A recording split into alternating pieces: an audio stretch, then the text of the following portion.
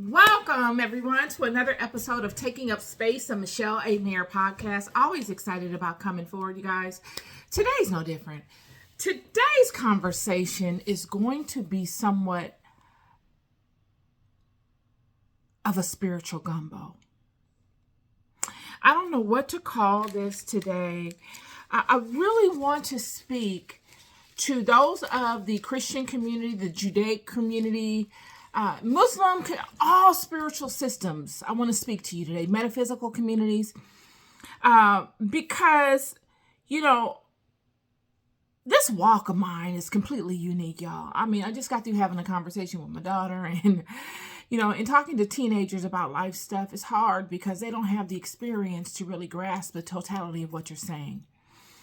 You don't want them to have certain experiences so that they understand, but when you're going through things and you want them to understand, to really shine another light on a situation that either you may be going through or giving them an example of why they shouldn't do things because of something that you've gone through.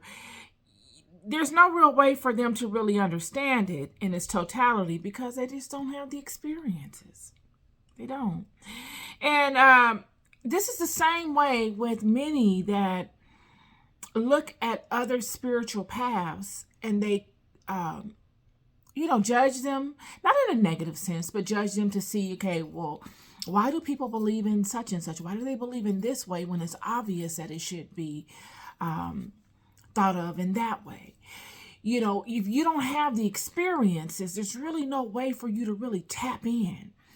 And that's been one of these superpowers that I've had. I've noticed this. And this is what makes my walk really unique and my offering super unique is because a lot of the systems that many align themselves to outside of organized religion, I have looked into them. There's no shame in it. I wear it as a trophy because me looking into these systems out of curiosity and fascination for God, looking for God, is what led me into these places, looking around them and cross-referencing them to my original love, which is the Hebraic house. I have seen commonalities. I have seen distinct alignments, whereas, and I've seen differentiating factors as well, whereas others may not have had the luxury of seeing because they haven't had the experiences in knowing both paths. And that's it, in the spirit of which I'm coming forward today, is to speak to these communities of people that really couldn't find what they were looking for within Christianity. And whether they were raised in Christianity and they were really seeking God and they went on this journey to look for God because they really couldn't, they didn't find the totality of God in Christianity, or whether within the Muslim religion, or whether those that were in metaphysics that really couldn't gather together the totality of that system to make it serve them. Not in a theoretical sense, you can gather as much information as you want in a metaphysical mindset, but the ability to gather it together and have it to serve you, to make it useful to you in times of trouble, in times of good, in times of all different seasons, is really the make or break. And those that weren't able to do that, that found themselves either going into the Muslim religion or Christianity. I'm wanting to speak to you today to shed some light as to some things that I found very, very important, that you don't, this is not a deliverance type of message. This is not a message to convert anyone, okay? This is not that. If you find that you've gotten enough information from what I'm conveying to make you want to convert to the house of the Hebrews or the Christian house, great. But really, this is to fill in some gaps that I have experienced in my walk, because I can't speak to anyone else's experiences and what led me on this miraculous journey of self-discovery. Okay. So first thing is, one thing that I hammer in is the story of how all of this started, the whole Adam and Eve theory. Now, one thing we find across the planet is that the storytelling aspect is synonymous with different cultures. I don't care if it's the Christian house, the Muslim house, the Judaic house, the tribal community, it doesn't matter. The ability to tell a story or to be able to speak a truth in the form of a story is synonymous across this planet amongst cultures. It's the way that we safekeep information, whether, it was before we were able to hammer it into the walls of specific places. And even during those times when we were hammering this knowledge into the walls of specific places, many people couldn't read what was being conveyed on the walls of these places. They didn't understand the symbols of them in their totality. So these storytelling methods in which we would utilize to pass on information amongst regular people was very common. And, whether it's in your Quran or whether it's in your Bible or any other sacred text that you utilize, or within any tribal system that you utilize, we find this happening time and time again. I hear people saying, oh, well, the people in the Bible weren't real and the people in the Quran weren't real and this is all made up and it's all this, that, and the other. That's another episode, because to unpack all this stuff at one setting, a lot of times it's information overload. Your mind will get you moving in ways of absorbing one portion of it to its maximum capacity, and everything else kind of like falls by the wayside. Even though it's important and you really want to grasp it, you're not going to be able to grasp it because it's just too much information in one setting.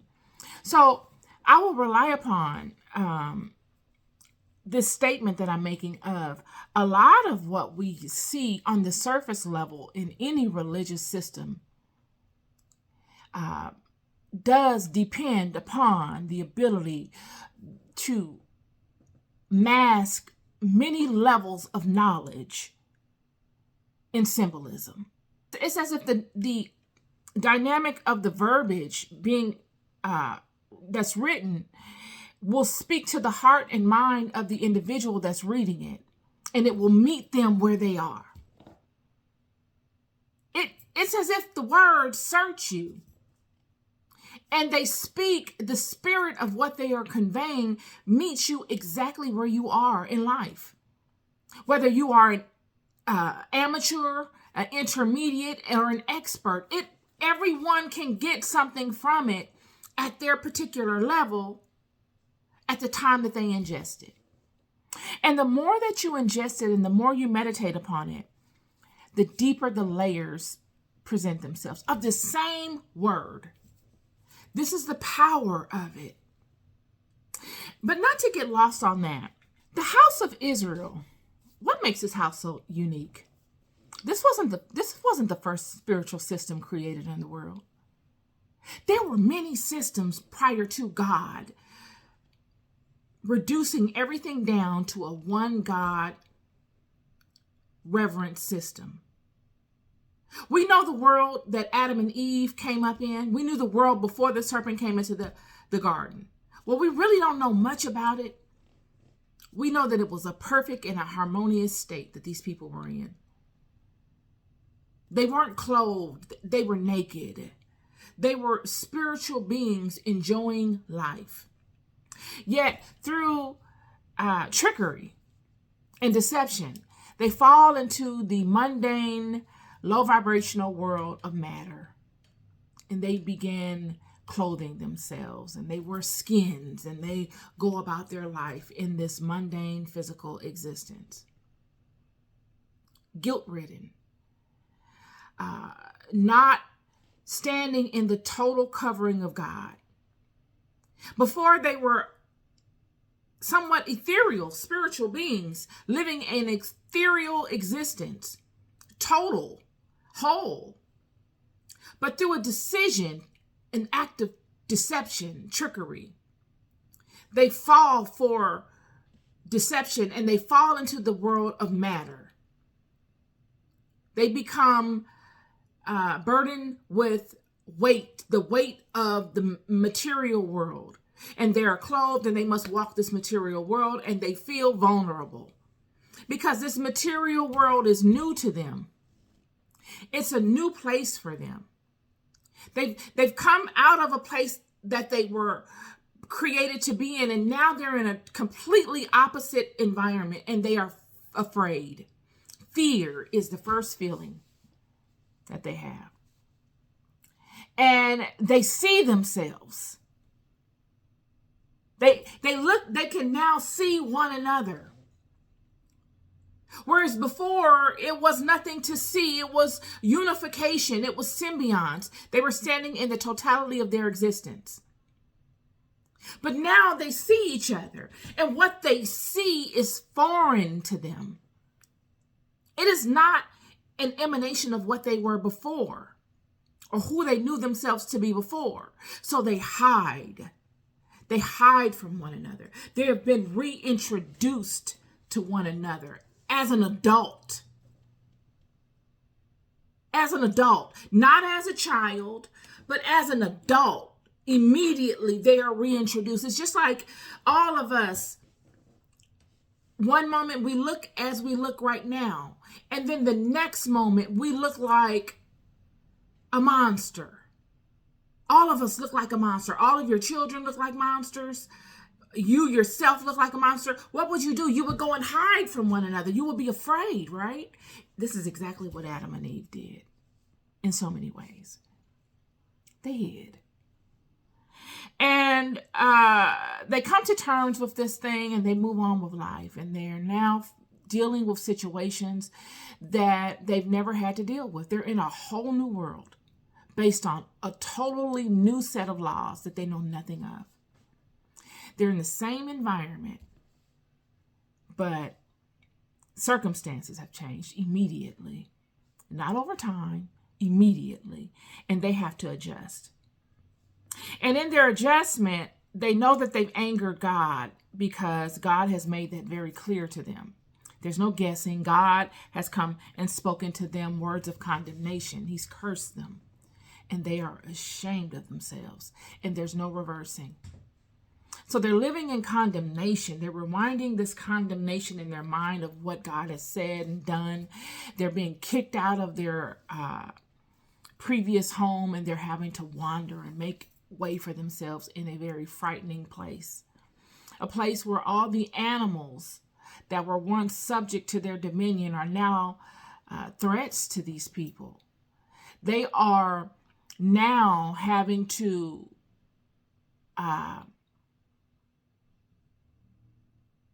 fight for survival just like the animals did. Think of it like this. You know, when the dinosaurs were on the earth, what if God reintroduced the dinosaurs today? And you had all of these dinosaurs everywhere. You seen Jurassic Park. These dinosaurs, you can't even walk out your door. You think you're going to get grabbed up by one of these fast-moving, lizard-looking dinosaurs. Now you're the prey. That's exactly Adam and Eve at that time. They felt like they were the prey. They felt vulnerable. And they don't have the grace of God. God has come and made it clear that he is angered with them and has cursed them all. And it is because of this curse that they now are befalling all of this that they are befalling. So imagine yourself knowing that mankind has made a bad decision and God has cursed them. And it is because God has cursed you that your children look like monsters to you and you are walking around looking like a monster. And now your children behave like monsters. They're behaving in ways that they never would have behaved before. And now you have monsters, animals, the animals of the planet were introduced to you, and those that were uh, no match for you now can overtake you, and they are all vying to overtake you, what would you do? Well, what Adam and Eve did is that they partnered with the fallen ones. God wasn't going to help them. It's God that created. Well, they created this, and they didn't create this. They caused this by way of their dishonoring God's law. And because of that, God punished them, and this has befallen them. So they lean in on the fallen ones. Help us. Help keep these animals away while we sleep. Help us to be able to have more children. Help the rain to fall. These people are living in a planet where there's no rain. There's no childbirth happening. You got enemies at every angle. Everything has turned into an enemy. And there's no bountiful, there's no abundance going on. So not to get hung up on that, I hope I painted a good picture of this for you. And life goes on, and they begin to overcome, but they overcome because they partner with these fallen angels. These fallen ones would somewhat, if you look at it, they would say are having mercy on them, but the fallen ones set this all up from the gate. It's a big setup. This is chess. They played right into their hands, making them gods in the earth. And Adam and Eve are looking at it like, I don't care what the backdrop of this thing is. I don't care. I needed some help. And I called on those that I thought would help me. I couldn't call on God. And because we got to see it through, we can't quit. I needed help. So I called on who I thought could help me. So this is the first instance that we see this hiccup amongst God's creation. Something for God's creation to overcome. All parties, nobody's exempt from this. Everybody in God's creation on this earth must overcome. This is the first instance that we see this thing reverberating in all areas. Shockwaves going out. The animal kingdom, the fallen angels, and man. Everybody's been affected. And now everybody's on a new path, and everybody must forge a way. You know, when I look at I watch many people on social media, and I want to say this. You know, when I watch people on social media, I watch not many people, but I do watch some. And like I say, if I watch, I'm impressed by them. I don't watch anything that I'm not impressed by for a duration of time. And when I watch, I'm so passionate about what I speak to. Like all these concepts that I have of spiritual systems and biblical philosophies, I'm very passionate about them. So when I'm watching them, if you were to be with me while I'm watching them, and maybe the preacher is preaching something or the person that is expounding upon something, I'm in dialect with them as they go. If they've spoken to something that I really know about, or if I communicate my feeling. And it's not to negate anybody. Believe me, it's not. It's really because that's just how I am. I'm just very passionate about it, and I'm in real time, and I'm in the privacy of my home, in my own space, and I'm not hurting anybody. So it's just one of the things that I do. But I use it as a lot of times inspiration to be able to pinpoint in on that particular aspect, so that when I come forward, I can bring that aspect to light and shed light upon it, so that someone else can benefit from it. Because they were things that I struggled with all throughout my walk. They were the gaps in between different parts of the wall that fortified my particular spiritual kingdom that I needed to have filled within, but I couldn't find anyone to give me the information to fill it. So I went on my own journey, and I had to find it myself. So when I hear things, it's like, okay, I can tag in on that to put a nugget in that area or that space to fortify that information for my own use, or maybe even for the use of someone else. look at the house of Israel, like I said, before Adam and Eve fell into the world of matter, they were ethereal beings. Now they fall into the world of matter and they are physical beings. Life goes on, they're cursed, life goes on, and they are bearing the weight of the physicality of what they are dealing with. God floods the world. Their initial activity after leaving the garden was disastrous. The fallen ones and them the fallen ones would take advantage of the opportunity that they had in leading and directing these people. They would have children with these people and set up different kingdoms in the world. And a lot of wickedness was going on. Like I said in my last episode, many of these people were the regular people. Adam and Eve's children were crying out to God for help, but God wasn't getting a lot of the prayers. They had the whole system on lock. Everybody was shut off. They controlled it all. Remember, these are the angels of the first heaven.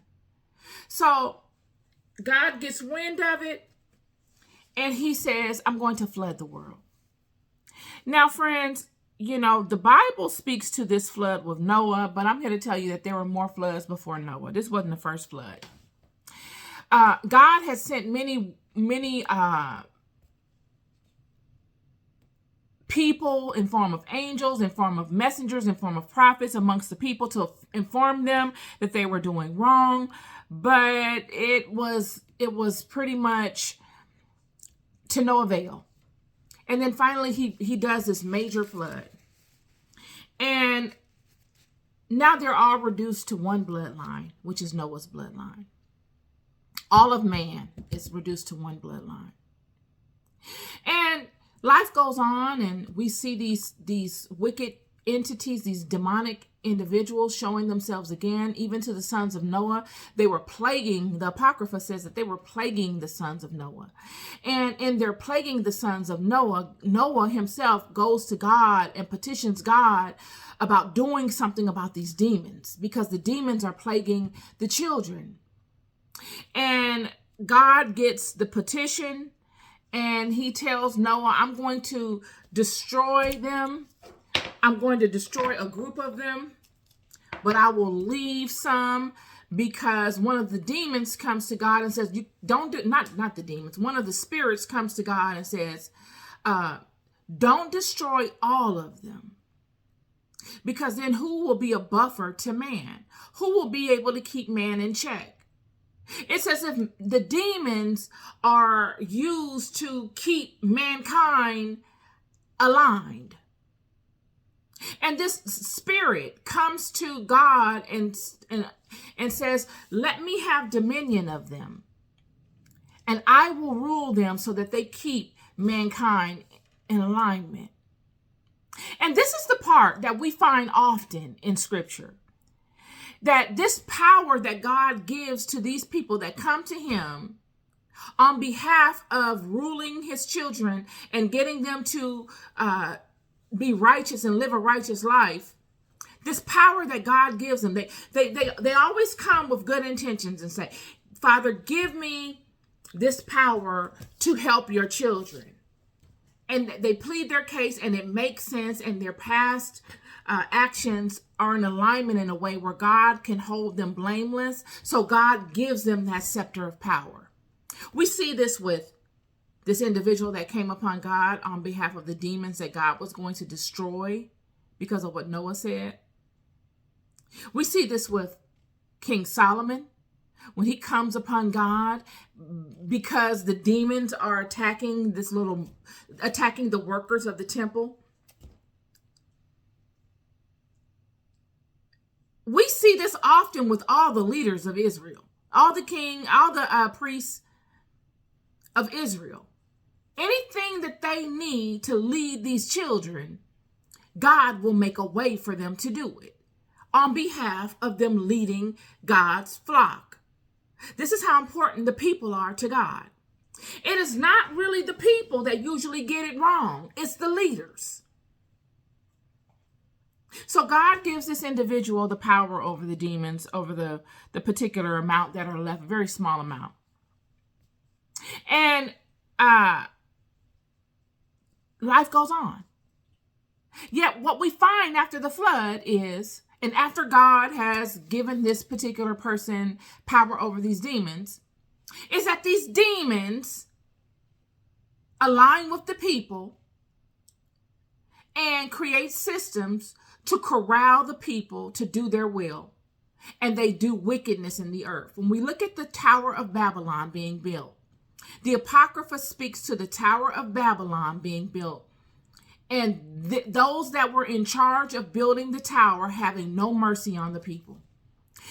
How do I say this? Well, in the Apocrypha, it speaks to the women being pregnant, building the tower, and them giving birth while making bricks, and there being another woman there to take the baby, a doula or a midwife, someone there to be able to perform the labor and delivery portion of things on behalf of the woman, and then take the baby.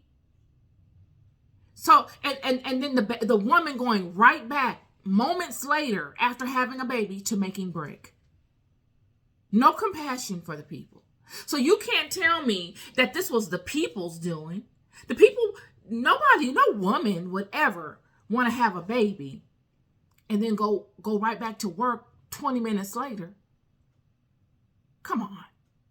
So that right there lets you know that they didn't have a say-so in anything. This was a hierarchical system, as it always has been, of people, someone at the top, hiring people to control other people. This is what was going on at Babylon. And they built this brick so high in the sky, it is said that the brick was so precious to these people. This is a state of mind. Precious, meaning it was worth more. This brick was worth more than human life. They said that it was better for a man to fall from the heights while building the tower than it was for a brick to fall.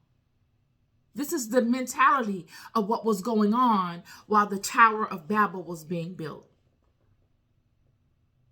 God gets wind of it. And it was not that they had the ingenuity to build the tower.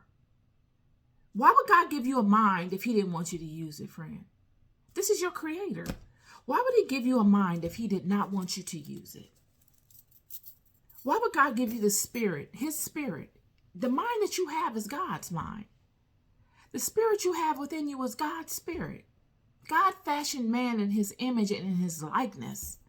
He breathed his breath into man. The breath you have is of him. You are his image and in his likeness. That means you move like him naturally. You're breathing his breath. You share the same breath as him. You are heirs and sons of him. So it wasn't that God didn't want man to be ingenuitive. He did not want man. It's not that God wanted man to be an ignorant being. God cursed ignorance. He literally said that. God said, I curse ignorance. It was the spirit in which they did it. They were looking to defy God. And I don't think it was the people, but I do believe that it was the leaders in conjunction with the demons that were looking to defy God. And the people are like sheep and they just follow. They were looking to defy their creator. They were looking to bind their creator using the creator's sacred and divine names. They understood their creation. So they stood in the totality of what they were created to do. But they used it in a wicked way. This is what was problematic. And this is why God divorced them. God turned his back on them at Babylon. Babylon is a huge deal. We throw Babylon under the rug, friend, but all of this stuff going on today is because of Babylon. It was the spirit in which they were doing things that got them in such trouble. And in them being disinherited, because that's technically what happened. God said, I'm going to disinherit you. I'm going to divorce you. That covenant that I made with Noah, I'm done with that. I've given you many chances. I'm not going to destroy the world again on behalf of you. I'm going to let you go your way. And you are going to have to go on a journey of self-discovery. Why a journey of self-discovery? Because in order to know me, you got to know you. And the problem is that you don't know you. So you could never know me. You've fallen into this physical world, the physicality of things, and you are divided. You don't know yourself any longer. You never really knew yourself. Adam never knew himself. In the Apocrypha, God says that he created Adam, and Adam didn't know himself. Eve knew herself. Adam was the one that did not know.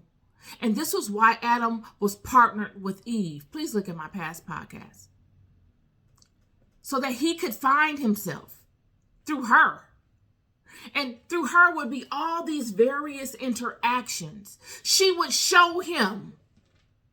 In other stories that you find across the planet of this Adam and Eve story, it is said that she shows him around the spiritual realm before the fall.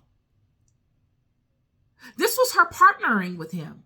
She was his guide through all the spiritual realm. When you look at the Adam and Eve story, her biggest sin was giving him the information. Wasn't it? Had she not gave him the information, it wouldn't have been a problem. It was when she gave it to him. He didn't earn it. She gave it to him. And, but this was all written in the Apocrypha. God said that he would bring all these things about through her. So when we look at, when I look at things on social media and many people wonder, well, why would God put one person against the other? Why would God make a chosen people? I myself question this. Why would God say, well, this is my chosen people and you're not my chosen people? Because after Babylon fell, after they disgraced God and betrayed God and tried to bind God. When I say bind, I mean that means to control. They tried to control God. They tried to force God to do what they wanted God to do, as if there was no respect for your creator. How do you do such things? Do you force your parents to do things that you want them to do? Mom, go sit your behind down. Is that what you tell your mother or your father? There should be a level of reverence there. And it just wasn't there for these people that built this Tower of Babylon. The people that were in control of the tower. And that trickled that intention down to the people and got them to buy in within such a short time after the flood. This is what God is saying. This is not even a long time. I just flooded this world. And you mean to tell me that these people have fooled y'all already? Oh, this is problematic. I have to do something about this. I can't overlook this. So what I'm going to do, I'm going to disown you. I'm going to divorce you. I'm going to turn my back on you, and I'm going to figure something else out. And I'm going to send you on a journey of self-discovery, because it's me that's within you. You don't realize it. You've fallen for all the bad information that you've gotten from all of these people. And in a way, I can understand it. But in order for you to figure it out, you've got to go through the thorn and thistle stage, friend. You've got to find it. You've got to find it, not because you're inquisitive and you don't have anything else to do, but because you're going to need it. You're going to search for it high and low because everything you are depends upon it. And that's what they would do. Well, how does this come into play with God making a nation above another? Why would God create? How does the house of Israel play into this? Well, when God turns his back on Babylon, he goes and he finds Abram. He searches the world for who? Somebody that was looking for him. The Apocrypha speaks to Abram being inquisitive of God. Abram was questioning his entire existence. Abram questioned his father's house. Abram grew up as a very wealthy child to a very famous idol worshiper named Terah. He was the idol worshiper that kings went to. He had access to kings. He was very renowned. He made a very good living off of it. And Abram could have followed into the footsteps of his father. He was making a good living. He already had a strong name for himself. But Abram had a spirit of truth in him. And he said, is this really it? I know there is more to my creation than this. I know all the philosophies of my father. I can sit and talk to him all night about different things. But is God bound to this image? Is God bound to this symbol? Is God in the sun? Is God only in the grass? Is God in the plant? What aspect is that of God? And because Abram was looking for God, God found Abram. And that's my message to you. And that's what has led me on some of the most phenomenal journeys of my life. It's just my inquisitiveness. Is God in this? And if God is in that, how is he in that? What aspect of that is what gives it power? Where did that come from? Where do I find that aspect in other things? How does that relate to me? How does that relate to my day in and day out cadence? How is that affecting me on spiritual levels? Just the inquisitiveness. And God would create a nation through Abram and would boil it all down to a one God reverence. Why? Well, when we look at Egypt, we can see firsthand what is going on. What we find in Egypt was going on all across the world. As with anything, friend, once you start off in it, the starting point is probably one of the most purest points on the map of your journey. You can get so far on your journey that it becomes corrupted. All the thoughts, all the creative thoughts become implemented in that thing, and now it kind of takes on another form after it goes for a certain length of time. And this is what would happen with this this polytheistic way of revering God. This polytheistic way of God was the original way. It was the way that man would honor certain aspects of God. They think of it as one body, and they would honor certain aspects of that one body. And they would be somewhat chemists. They would say, okay, I'm going to honor the gallbladder because the gallbladder has a spiritual component that ties into that thing that I'm looking to do. And then I'm going to couple the gallbladder with the cardiovascular system, a particular aspect of that, because I want energy to flow to it in a particular way. They were somewhat alchemists, with this polytheistic way of honoring God. They didn't honor the whole body as much as they honored particular aspects of the body that they could align and correlate to their will or their intention. And what would happen is that all of these systems will become so corrupted that the people that would be the ones enacting this on behalf of the Pharaoh or the person would no longer do it out of the reverence and honor of the system. They were doing it out of personal gain. They saw that, okay, this has now gotten to a place where people actually have caught on and they'll do any and everything for me to do these things. Kind of like the fallen ones when they fell for all of the Eves and they said, okay, I'm going to honor Lucy's prayer because I like Lucy, and Lucy's daughter's prayer. Whatever prayers Lucy brings to me, I'm going to honor because I like Lucy. So everybody is Lucy's friend in the physical world. And if you aren't connected to Lucy, you're not getting your prayers heard. This is where all this kind of stuff came from. And now with this polytheistic system, even though God broke it up, they're still doing that, but in the physical. Because now all of these fallen ones have now been brought down into the physical world. And they're still doing the same thing. So God is saying, and when I say they're still doing the same thing, they're now bound into the physical world. They've given up their heavenly abode. God has cursed them and brought them down into the physical world. And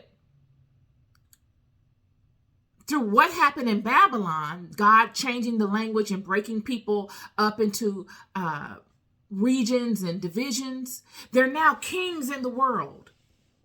Kings that are kings over certain regions. So here we are, polytheistic system. And they will use people to manage one another. And those people that they use to manage one another would take on their characteristics. And they would say, okay, what started off as righteous, okay, I'm going to do this because of the love of what I do. Now I'm going to do it for personal gain. Now I'm going to do it to really direct this nation because I'm going to tell the Pharaoh that the gods do or don't agree with his plan because I've been bought off. Someone gave me money so that I can say this, or because I don't want the Pharaoh to do it personally. I'm on an ego trip and I'm on a power trip and I'm wanting to act as Pharaoh. So I'm going to tell the Pharaoh that he can't do this. And if he does it, the gods are going to curse him. And even if the gods didn't say this, I will curse him because now the Pharaoh is afraid of me. He's afraid of my spiritual ingenuity. So I'm going to spiritually extort him. Or I'm going to spiritually extort the people. And if they don't do what I want them to do, I'm going to curse them as if they are God. This is what was going on. And God said, it's too much going on around here. I got to solve this problem now. So how do I solve this problem? I snatch away that polytheistic mentality. Because the polytheistic mentality is truthful. There's no lie in it. It's just that the method of being able to utilize it has been corrupted. So what do? This is all my body that they are pulling these energies from. So what I'll do is I will remove their ability to honor the aspects of me. And now I will make them honor the whole body of me. So now I don't have to have any middleman. Now all the prayers go directly to the conscience of me. Okay? I'm not going to allow you to be surgeons and alchemists any longer. Now you will have to come directly to the conscience of me. That way nobody can manipulate it. It all runs through the system that goes through my conscience. And I can have buffers put in place to receive so that I'm not overwhelmed with it.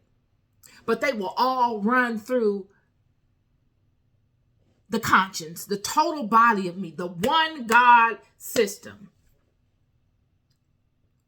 And he would do this through the house of Israel, through Abram. And the reason why he would say that he is going to make a mighty nation of these people and make them his beloved people was because during this time of options, these people are sitting at the world was sitting at a buffet table of all types of spiritual delicacies. They could have went to any region and honored any one of these fallen ones. Abram could have, but he didn't. He searched for God. And this is why God said he would do a miraculous thing for Abram. It's because Abram loved God. Abram besought God at a time when nobody was looking for God. They were all enamored with the reverence of these false idols.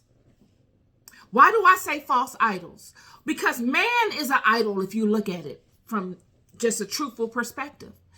Man was formed through clay. God breathed into him that gave his breath, the breath of life that gave him life. He put his conscience in him and made him in his image. He's an idol. But he's a true idol. He's an idol. He's standing in the image of God. He is ordained. He is the rightful heir. These fallen ones are not that. This was not their creation. They fell into this through sin, thus making them still an idol. They have a human body. They have a physicality, but they're a false idol. So God creates through Abram this house, this Hebraic house. He reestablished a covenant. The covenant that he somewhat took away from Noah, he creates with Abram. This is why you never really hear anybody talking about the covenant that God had with Noah. When God told Noah that he was going to build an ark and what he was going to do, that is a covenant. That's an agreement.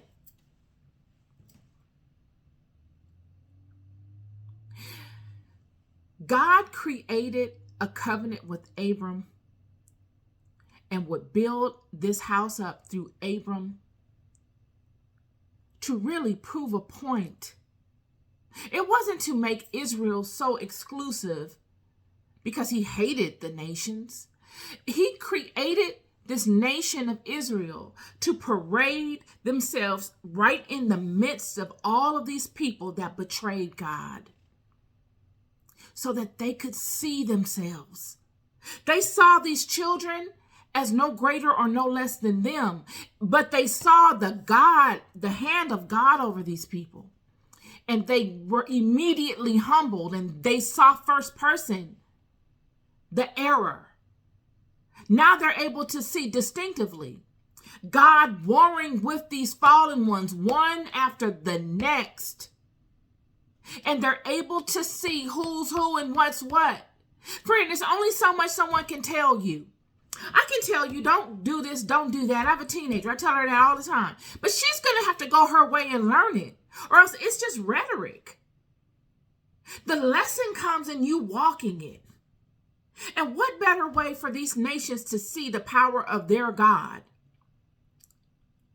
than for God to parade a group of people amongst them that they would have been partakers of this same truth with, had they or their forefathers not betrayed their own God. God said, I'm going to march these people all in front of you, and I'm going to lead them in a way where you're going to see the benefit of aligning to me properly. You're going to see why it's important to align to me, because of the gifts that come from it. God has led people amongst you that live a certain way, that weather mighty storms, because they align themselves properly to God. And they will allow these people to experience things that you might consider miracles in today's society. right in front of your face, just as God did with Abram and leading him and these 12 tribes and making them a mighty nation in front of all of the nations that betrayed him. God said, I will wage war with the gods of these nations, and you will wage war with the nations. This is the symbiotic nature of this. So it's not that God is looking to make you make one nation better than the other one and pit one against the other. You've got to know the whole story before you misjudge. And this goes to the metaphysical environment. This goes to all of the world spiritual systems. I don't care what God you bow to. If you are born of a woman in the world of light, I'm speaking to you. That same power that you have within you, that same spiritual power that you are aligning to that directs your life, is the same power of the God of Israel. It's the same power. The problem is that when we ingest the philosophies of what is spoken to in the Bible or in the Apocrypha, it's how we ingest it. Are you getting the truth of what the word is speaking to you? Or are you getting the fable, the fairy tale? Are you stuck in the messenger? Or are you really meditating on the message? Because if you're meditating on the message, friend, you can't miss it. It's an action-oriented message. Jesus never came forward and said to worship him. Never. You can't show me anywhere in the Bible where Jesus said to worship him. I have looked. He never said worship me. If anything, he corrected those that looked to worship him, because that's what people do. And this is the main thing that the enemy does to corrupt the message. He can corrupt the message by saying, okay, worship this, when really you're not supposed to. Jesus said, all these things I do, you will do more. He said, the kingdom of heaven is within you. He multiplied himself amongst 12 men so that they could go out and live in accordance to what Jesus taught, to establish themselves off of the message that he gave them, to live through the word, to make the word real, not to worship him, but to be ambassadors of the word, to be proof that there was one that came and had done such things, and in him doing such things, so can someone else do such things, and even greater. To set off a chain reaction in the world of people coming from up under this misnomer that these things are not possible. He set the record straight when it came to the way that we interpret the word. It had gotten to the point where other nations, Rome, had come in and had added all these subcategories to the law, just so that they could confine the people even the more to their will, because they knew that the people were highly spiritual. So instead of saying, okay, this is Caesar's law, we're going to say, okay, this is the law of God. And this is exactly what God's law means. When you interpret the words of Jesus, this is my interpretation of the law. Well, instead of saying this is my interpretation of the law, they said that this is what Jesus said, and this is what he meant. And they made it a mandate. Jesus came to clear all of the rhetoric up and say, you're taking everything too literally. You're doing too much. The kingdom of heaven is within you. Does it feel right to you to do these things? Get back to the you that you were before all this happened. I did a video on your childlike nature, and I didn't upload it because I was speaking to myself in it, and I don't like to speak to myself. And I don't think I usually do in my Bible studies or my podcast, but on that day I did, and I didn't upload it. I might do it again, or I might upload it. But that childlike nature within you, that you were before all the stuff of life happened, that you really are underneath all of those layers you've built on top of it. That is your most powerful self. That is the self that the demons, none of them can defeat. That is your powerhouse, friend. And once you get to a place where you can reestablish that and have come to a state within yourself where you feel strong enough to let that part of yourself show and lead your life, once you get there, it's not a demon in hell that can come against you and prevail. It's not. That is the one that you see when you look someone in their eyes. You don't see the projection. You see that child, that mini you, that was you before the you are right now ever existed. And when I tell you that is the most powerful aspect of yourself, you don't have to be anybody but that. And you've never needed to be anybody but that all along. But you went on a monumental journey. And at times you needed to cloak it and hide it because you weren't sure of your own self being able to protect it. It was so valuable to you.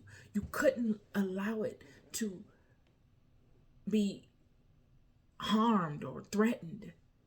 And out of love, you covered it because you didn't know what you needed to know to get through what you needed to get through. Just like Adam and Eve. Until you get to a place where you've garnered enough experiences in this life where you can say, okay, it's all or nothing. I know I got enough to let her show or him show because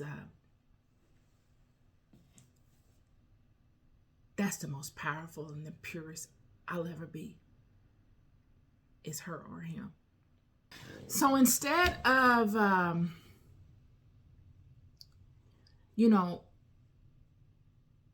looking to defame or even to diminish the power of the God of the Bible, I think the answer for those that are on the bench with it or, that question it should be, how does it relate to things?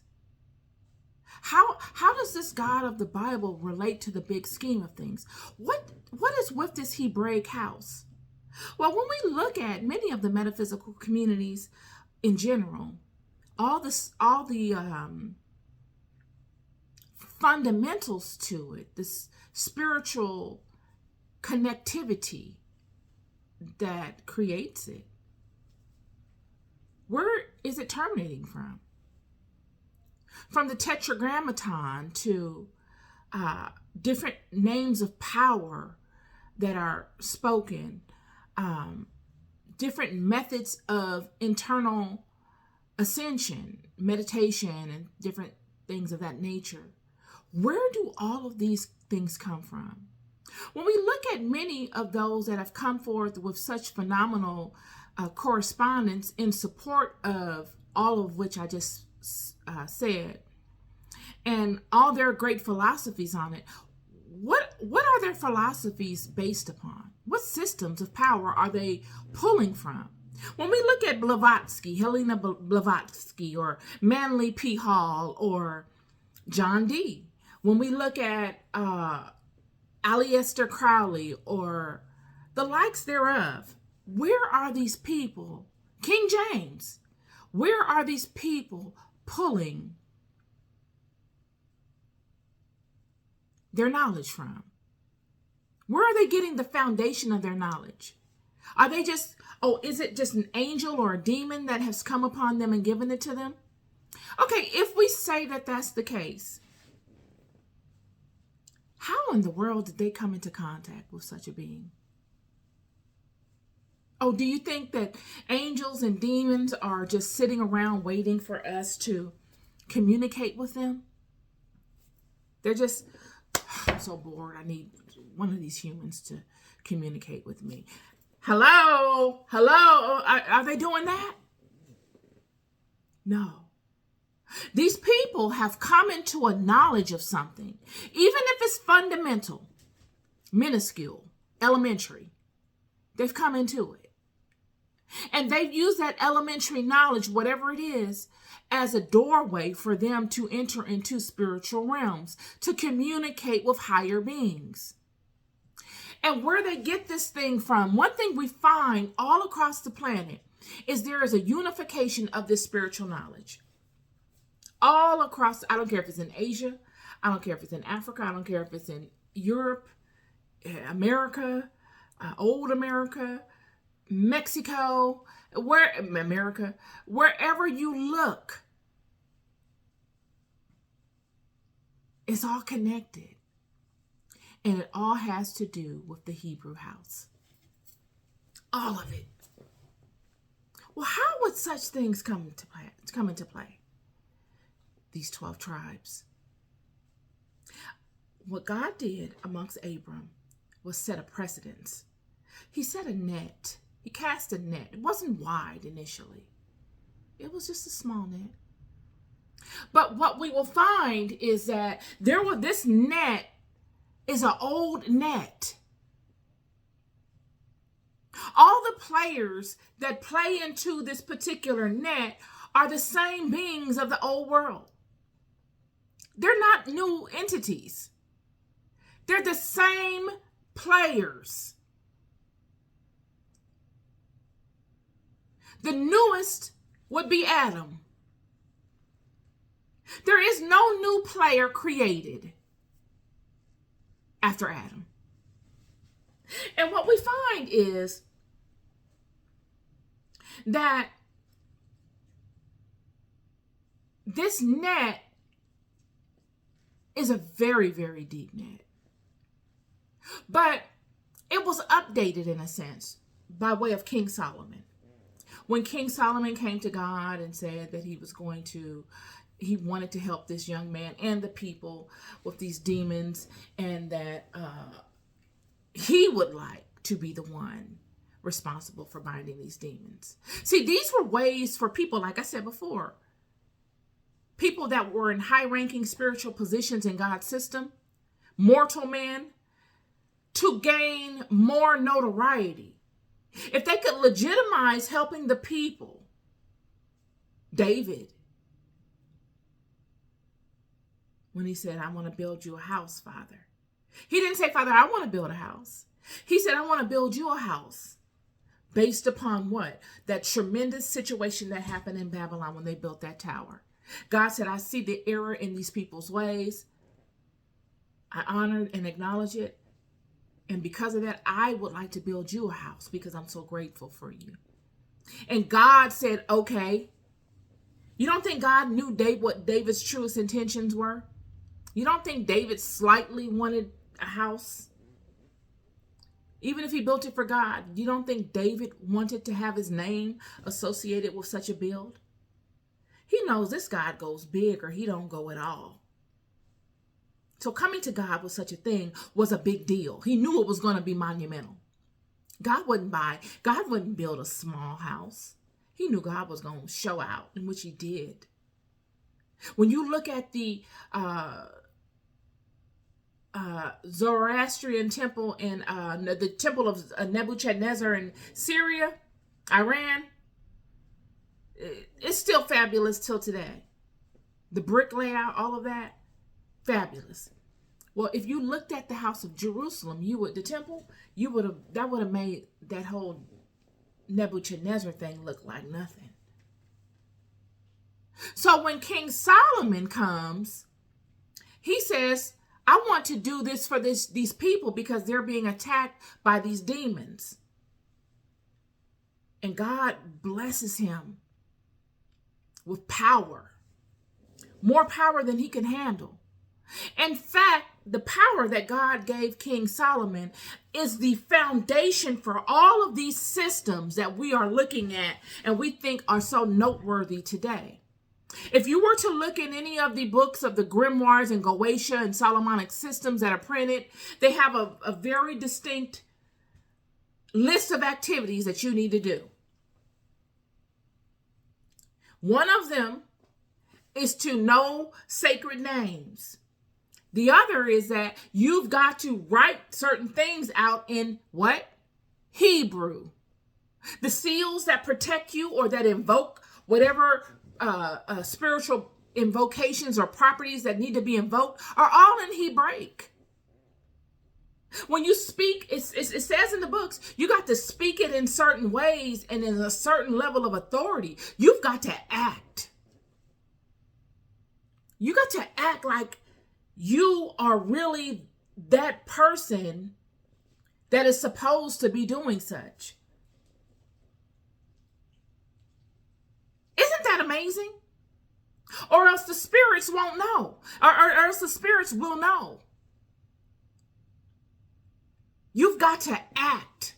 You got to say it in the right tone. You've got to mean it. You've got to do this. You got to wear that. And all of it is in accordance with a look and a tone and an ability to behave in a way that the person that God ordained this gift to would behave. Well, who are those people? They're the Hebrew house. They are the children of Israel. All of these people. I don't care if you go to India, the Naga, even the Naga that we look to and we see all these serpentine figures all across the planet. These are the serpents of Eden. These are the ones that had to be purged out of this particular realm because of what they did. They no longer can manifest, not the ones that were in cahoots with what happened in Eden. They can no longer manifest in this realm. All of this has to do with the Hebraic house because this is the God of the Hebrews. It is the same God.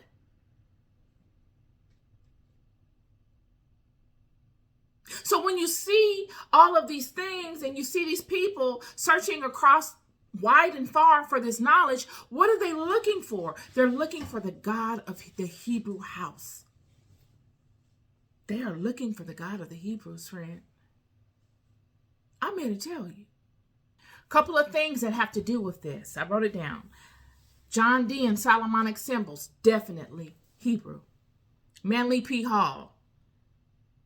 Israel in form of Judah everywhere. Tribe of Dan. Moors. Baal and Israel. Kabbalah and Israel. Tetragrammaton, Israel. All of these things have to do with the house of Israel. All of them. So my question to you in wrapping up is, since we know this, where are the people, all the sages of the house of Israel? Where are all of the ancient ones of the tribes? Where have they gone? Where are they? It's as if everyone is just walking around in the darkness or in the remnant of a great thing that is come and gone. We're standing in the end result of a thing. Where are the people to testify to such greatness? Well, when you look on TikTok, and this is everywhere on TikTok, like they shut TikTok down. It was everywhere on TikTok before they shut it down. And now it's back up. It's everywhere still. This mud flood thing. You can't even go anywhere without seeing it. I can scroll TikTok. Every 5 things I scroll, boom, mud flood. It's like, dang, everybody's on this mud flood thing. And you see all these huge doors that they're showing and all these buildings that have been buried and all this stuff that they're talking about, these mud floods and these buildings. But where are the people? If the place was flooded, okay, if this is truthful, this is my thing. If it's truthful and it was flooded and I can see, okay, yeah, buildings do look like they fell into the ground. They were flooded and there's mud there, compacted earth. Well, where are the people? We excavate everything else. You mean to tell me nobody has dug looking for bodies? Come on. Come on. Where are the people? Where's the furniture and all the clothes that were hanging in these buildings? Why are we seeing all these buildings and we don't see any pictures of anything, any clothes? Nobody had no laundry they needed to do? There was no dishes out? I mean, what are we talking about here? No bodies, no remnant of any past expression within any of these houses. Where are the people? Well, like I said, I can't help but refer to the Avengers Endgame. At the end of the movie, when the people were being removed from the planet, they were all disintegrating. They were disintegrating. And this is what made me think of the rapture. I did the video on this. Do we know where we are on the timeline, y'all? Do we? I know we want to discredit everything. And I'm willing to go for it. If you can make it make sense to me, I'm not sold on anything. I'm just as inquisitive as everyone else. And I really had struggles with the rapture myself. Like the rapture, like this is done turned into, are you serious? I struggle with it myself. But I'm here to tell you, God has put a word on me. And it's making a lot of sense. These people have been taken up into the air. That was supposedly what happens in the rapture. Taken up into the air. That's what it says. You're going to be taken up into the air, into heaven. That's what it said. But wouldn't a body disintegrating into thin air? Isn't that the same thing? It's just your perception of it that's wrong. You're thinking, okay, I'm going to be floating like a leaf. I'm going to float off into the air. I'm going to go into one of those balloon things that they show on the TikTok. And they're going to have us all up in there. We go, we made it. Or it could be you dissolve. You disintegrate into thin air. And then what happens after the rapture has happened? What happened? What happens after the rapture is a tribulation period. Yeah. Generally understood to be a 7-year period.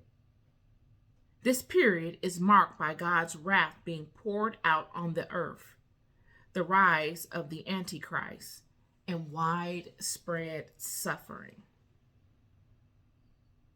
Those who are not taken in the rapture will face tribulation and will become Christians during this time.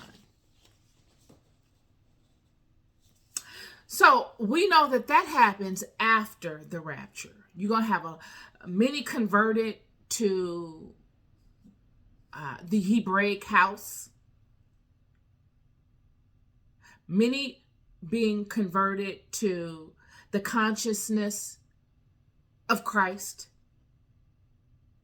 An elevated level of awareness.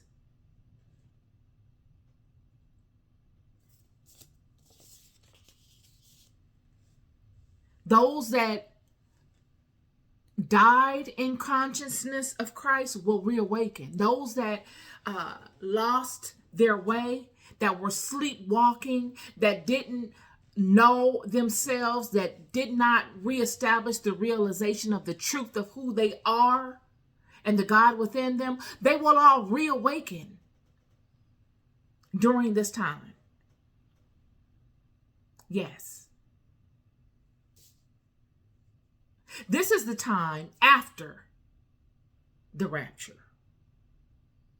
Yes, it will be a time of great tribulation, wars and rumors of wars. It reminds me of Matthew 24. I'm here to tell you. Verse 5, for many shall come in my name, saying, I am Christ, and shall deceive many. And ye shall hear of wars and rumors of wars. See that ye be not troubled, for all these things must come to pass. But the end is not yet. For nation shall rise against nation, and kingdom against kingdom. And there shall be famines and pestilences and earthquakes in divers places. Tsunamis. Earthquakes in divers places. That's water.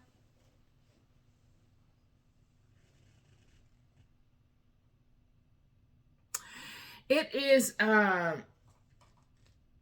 this that will come directly after the rapture. So what time are we in? Are we in the pre-rapture period? Are we in the rapture period? Are we in that period of rapture? Or are we in the aftermath of the rapture, which is considered the tribulation period?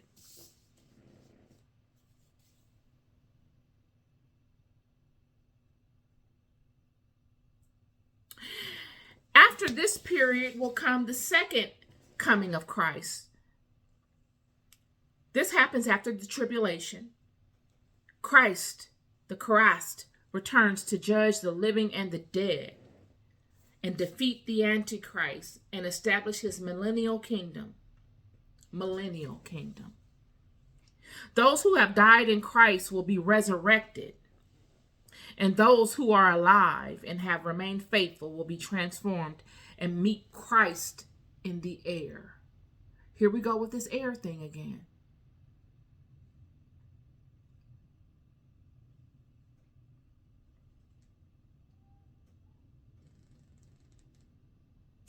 The third one is the millennial reign, 1,000-year reign of Christ on earth. Peace, righteousness, and justice will prevail. Those who were saved during the tribulation and those who are resurrected will participate in the millennial reign. When he speaks to resurrection, he's speaking to those that have lost the charis, the Christ consciousness, the consciousness of the inner God, the inner power of the workings of God within them. They come into knowledge of themselves. They awaken from their slumber. Many of us are sleepwalking. We're walking and we're doing stuff, but we're asleep. We're asleep to what is really going on, the real meaning of your life, the real meaning and purpose of your existence. You are oblivious to it. And this is what will be reestablished after the tribulation period. For the tribulation period will lead to this period. The tribulation period allows those that are sleeping to be discomforted. They're being shaken out of their sleep, and it's a discomforting state because they want to go back to sleep. They've fallen in love with the dream. They'd rather sleep than wake. Goes back to what was going on in the movie Inception. They would rather sleep, live the dream, than to really awaken and dominate in reality.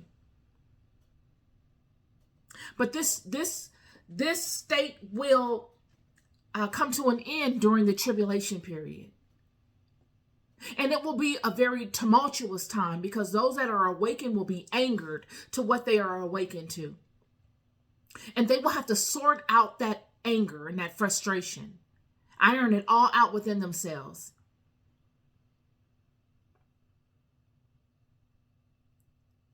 And then come to the realization of what's what.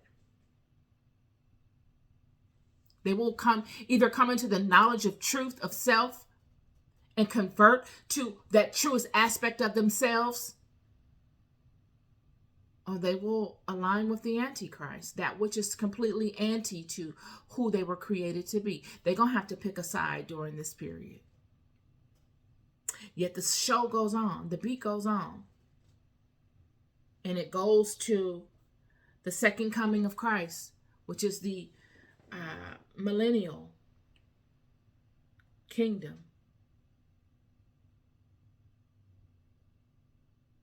Very interesting time. Very interesting time. So this is my word for you today. Everybody's not stuck on stupid, y'all. Everybody's not stuck on stupid. Everybody has something that they can learn, and everyone has something that they can offer. Everybody. I learned from so many people. And it doesn't mean that one is right or one is wrong. It's just, none of us have all the answers.